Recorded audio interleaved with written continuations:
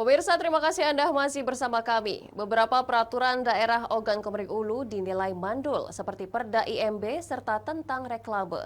Dinas Polisi Pamung Praja Oku berdalih jika kewenangan penertiban perlu ada kerjasama dari instansi lainnya.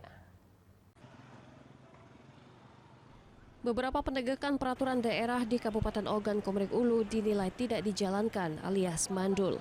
Salah satunya penegakan Perda Reklame berdasarkan Peraturan Daerah Nomor 18 Tahun 2007. Setiap pelaku usaha yang ingin memasang reklame harus memperoleh izin terlebih dahulu, serta Perda IMB dengan aturan yang tidak sesuai Perda. Kondisi di lapangan, beberapa bangunan ruko dan reklame dinilai menyalahi aturan dan merusak tata keindahan kota serta berpotensi membahayakan. Kasatpol PP Ogan Komering Ulu beralasan jika pihaknya tidak bisa langsung menertibkan lantaran tidak mengetahui apakah beberapa papan reklame ataupun bangunan ruko melanggar perda.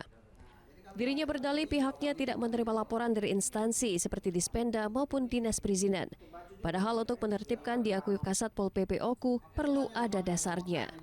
Ada akses untuk nyingkok mana yang sudah mengeluarkan izin, bukan reklame baik. Iya. Termasuk izin bangunan yang bangun sekarang ini. Ya, kan begitu ada masyarakat komplain baru begitu melapornya masyarakat.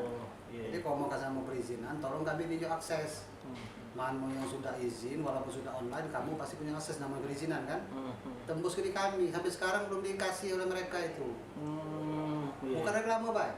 Perizinan bangunan juga, yang gedung segala macam ini kan aku minta sama perizinan.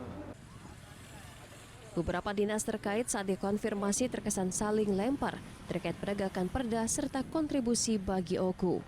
Dinas Penanaman Modal dan Pelayanan Terpadu Satu Pintu DPMP-TSP Kabupaten Ogan Komering Ulu mencatat bahwa hingga saat ini sekitar 90% reklame di wilayah yang dikenal sebagai Bumi Sebimbing Sekundang ini beroperasi tanpa izin.